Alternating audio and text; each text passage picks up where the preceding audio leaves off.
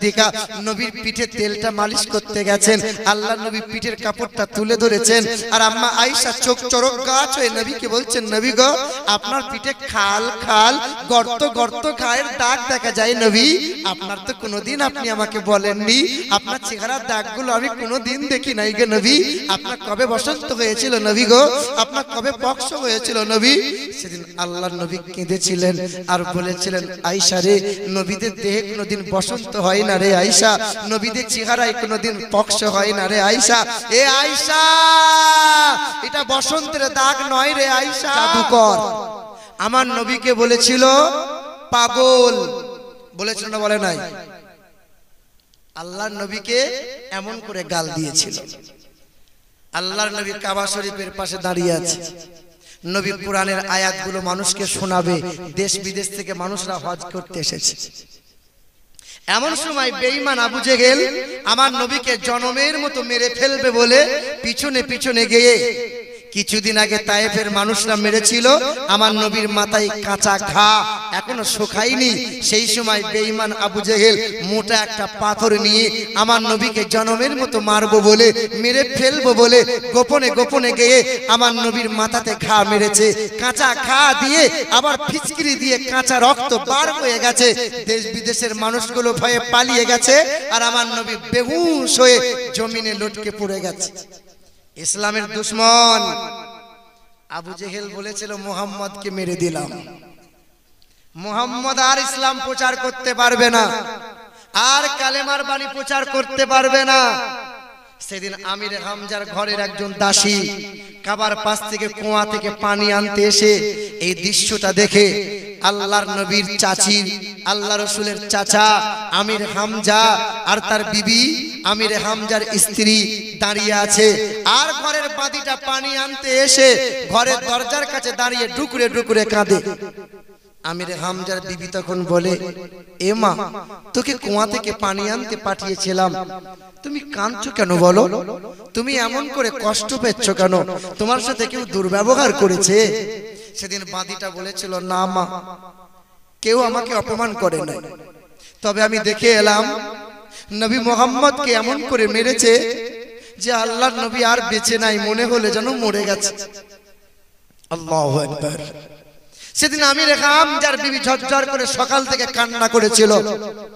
দ্বিপ্রহরের সময় আমির হামজা ঘোড়ার লাগামটা বেঁধে দিয়ে আমির হামজা পা পা করে গিয়ে ঠান্ডা পানিতে হাত মুখটা ধুয়ে বিবি খাবারের থালা দিয়েছে, আর মুখের কাপড়টা আড়াল করে ঝরঝর করে কান্না করেছে।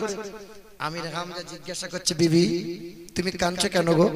তুমি আমার ব্যবহারে কষ্ট পেয়েছো? তোমাকে কি আমি কোনোদিন অভাব দিয়েছি?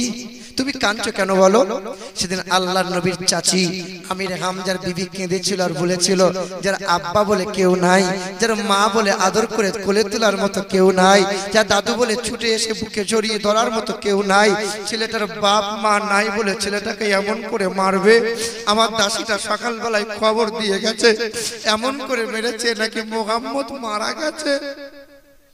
সেদিন আমির হামজা খাবারের থালাটা সরিয়ে দিয়ে বিবির চোখের পানিটা মুছিয়ে দিয়ে দৌড়ে চলে গেছে, আর দৌড়ে গিয়ে বেঈমান আবু জেহেলের চুলের মুঠি ধরে পাথরে ঘা লাগিয়েছে, মাথাটা ফেটে গেছে। আমির হামজা বলেছে, বেঈমান, এরপরে কখনো কোনোদিন যদি আমার নবীর ওপর এতটুকু আঁচড় দিয়েছো, হয় সূর্যটা সেই দিন উঠবে, আর না হয় সূর্যটা তোমার জন্য, আর না হয় আমার জন্য উঠবে।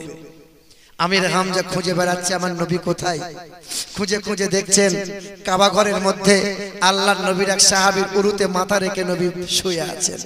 আল্লাহর নবী পা পা করে গেলেন, নবীর চাচা নবীর কাছে গেলেন। আল্লাহর নবী উঠে বসে বললেন, চাচা তুমি আমাকে খুব মহব্বত করো বলো, তুমি আমাকে খুব ভালোবাসো বলো। সেদিন আল্লাহর নবীর চাচা বলেছিল, হ্যাঁ। সেদিন আল্লাহর নবী বলেছিলেন, চাচা তুমি আমাকে এত মহব্বত করো যে চাচির চোখের পানিটা মুছানোর জন্য তুমি ছুটে এলে, বেঈমানকে তুমি মেরে এলে, খাবারের থালা সরিয়ে দিয়ে তুমি আমার কাছে চলে এলে।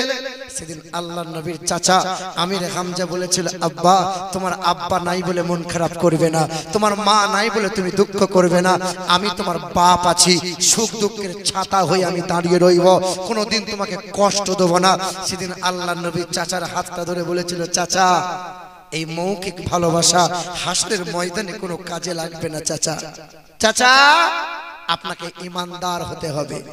আল্লাহর নবীর হাতে হাত দিয়ে চাচা বলে নিয়েছিল কালমা লা ইলাহা ইল্লাল্লাহু মুহাম্মাদুর রাসূলুল্লাহ। চাচা ঈমানদার হয়ে গেছে। আল্লাহর নবী বলেছিলেন চাচা এবার তুমি নেক কাজ করো, হাসরের কঠিন ময়দানে তুমি ঈমানদার হওয়ার কারণে তোমার হাতটা ধরে আমি নবী হাসতে হাসতে জান্নাতে নিয়ে যাব। জোরে বলুন। আমরা নবীকে ভালোবাসি কি বাসি না? জানেন আল্লাহ নবীকে তায়েফের মানুষরা এমন করে মেরেছিল যে আল্লাহ নবীর সাদা রঙের পোশাকটা ছিঁড়ে চামড়াগুলো ফেটে পাথর মাংসের মধ্যে গেঁথে গেঁথে গিয়েছিল। পাথরগুলো মাংসের মধ্যে গেঁথে গিয়েছিল। 10 বছর পার হয়ে গিয়েছিল। একদিন আল্লাহ রাসূল আমার বলছেন আয়েশা, আম্মা আয়েশা ছুটে এসে বলছেন লাব্বাইক ইয়া রাসূলুল্লাহ। আল্লাহর রাসূল বলছেন আয়েশা তুমি আমার শরীরে একটু হাত দাও। আম্মা আয়েশা হাত দিয়ে বলছেন নবী গো আপনার শরীরে খুব জ্বর এসেছে নবী। আল্লাহর নবী বলছেন আয়েশা ওইখানে জাইতুনের তেলটা আছে, উষ্ণ গরম করে তুমি আমার পিঠে একটু মালিশ করে দেবে আয়েশা। আম্মা আয়েশা ছুটে গিয়েছেন, উষ্ণ গরম করে জাইতুনের তেলটা নবীর পিঠের কাছে নিয়ে দাঁড়িয়ে আছেন। আল্লাহর নবীকে বলছেন নবী গো আপনি পিঠের কাপড়টা তোলেন, আমি আপনার পিঠে একটু তেল মালিশ করে দেবো। সেদিন আম্মা আয়েশা সিদ্দিকা নবীর পিঠে তেলটা মালিশ করতে গেছেন।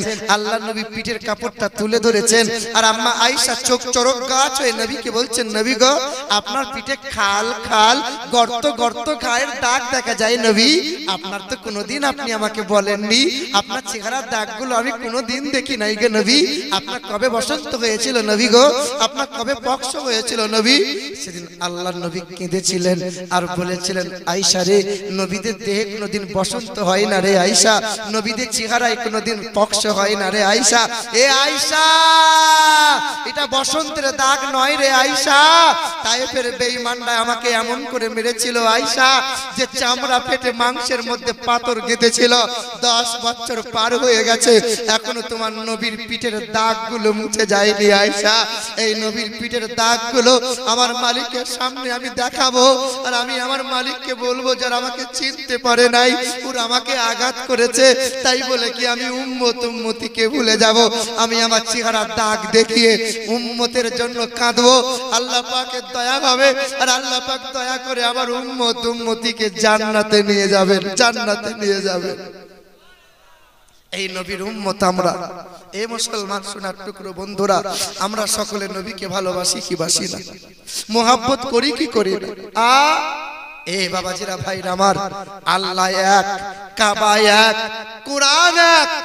আমি একজন আল্লাহর বান্দাকে চাইছিলাম ওই কোরআনের জন্য, ওই আল্লাহর জন্য, নিজের মা বাবার মাগফিরাতের জন্য।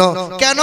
মোয়া দিয়ে মক্কা হয়, মোয়া দিয়ে মদিনা হয়, মোয়া দিয়ে মসজিদ হয়, মোয়া দিয়ে মক্তব হয়, মোয়া দিয়ে মাজার হয়, মোয়া দিয়ে মিনার হয়, মোয়া দিয়ে মুসাল্লা হয়, মোয়া দিয়ে মেম্বার হয়, মোয়া দিয়ে মেহরাব হয়, মোয়া দিয়ে মুসলমান হয়, মোয়া দিয়ে মুয়াজ্জিন হয়, মোয়া দিয়ে মুমিন হয়, মোয়া দিয়ে মাওলা হয়, মোয়া দিয়ে মোহাব্বত হয়, মোয়া দিয়ে মা হয়, মোয়া দিয়ে মুমিনের পয়সায়, মোয়া দিয়ে মেহনতের টাকায়, মোয়া দিয়ে মোহাব্বতে দেবে, মোয়া দিয়ে মায়ের মাগফিরাত পাবে, মোয়া দিয়ে মাওলার দিদার পাবে। একজন আল্লাহর মোয়া দিয়ে মুমিন বান্দা খোদার ঘর মোয়া দিয়ে মাদ্রাসায় একটা মানুষ বলতে পারবে যে আমি দেবো 2000 টাকা। একটা মানুষের কাছে চাইছিলাম, এক আল্লাহ, এক কোরআন, এক আল্লাহর বান্দা চাইছিলাম। একটা মানুষ এই আখিরি তাহাজ্জুদের ওয়াক্তের সময় একজন আল্লাহর বান্দা বলতে পারবে মুসাফির হালতে আছি, গোটা 30 পারা কোরআনটা সিনাতে রেখেছি। বাপ মায়ের কথা একবার মনে পড়ো, কত সন্তান বাপ মায়ের জন্য দিয়েছে। পাশের কবরে মা আফসোস করে দাঁড়িয়ে থাকবে, ওদেরকে বলবে তোরা কি করে জান্নাতের বাতাস পেলি রে, কি করে তোদের কবরটা জান্নাতের বাগান হলো? তখন ওই মা গুলোর বাপ গুলো বলবে আমার সন্তান আমাকে দান করেছে, আমার নামে দান করেছে আল্লাহ, তাই বলে সন্তানের দানের কারণে কবরটা জান্নাতের বাগান বানিয়ে দিয়েছে। তোমার মাও কবরের পাশে দাঁড়িয়ে অপেক্ষা করে বলবে আমারও ছেলেটা বসে আছে। দেখবি কোরআনের জন্য আল্লাহর কাছে আল্লাহর মহব্বতে নবীজির প্রেম ভালোবাসাকে জিন্দা রাখার জন্য আমি মায়ের নামেও দেবে। হ্যাঁ, এ মুসলমান, মা বাবার মাগফিরাতের জন্য একটা সন্তান পারবে যে আমি দেবো 2000 টাকা। এখন নাই তো কি হয়েছে, কালকে দেবেন, এক সপ্তাহের মধ্যে দেবেন। এখানে তো অনেক মানুষ আছে বাপ মায়ের মাগফিরাতের জন্য মাত্র 2000 টাকা চাইছিলাম একজন আল্লাহর বান্দার কাছে। একটা মানুষ পারবে না? একটা মানুষ হবে না? এক আল্লাহ, এক কোরআন, এক আল্লাহর বান্দা চাইছিলাম। সুবহানাল্লাহ, মাশাআল্লাহ, আলহামদুলিল্লাহ, আল্লাহু আকবার। আল্লাহ তোমার বাপ মাকে কবুল করুক, আল্লাহ তোমার মা বাবাকে আল্লাহ হায়াতে দারাজ করুক। সুবহানাল্লাহ। কি নাম বাবু? ইরশাদ। নারে তাকবীর, নারে রিসালাত।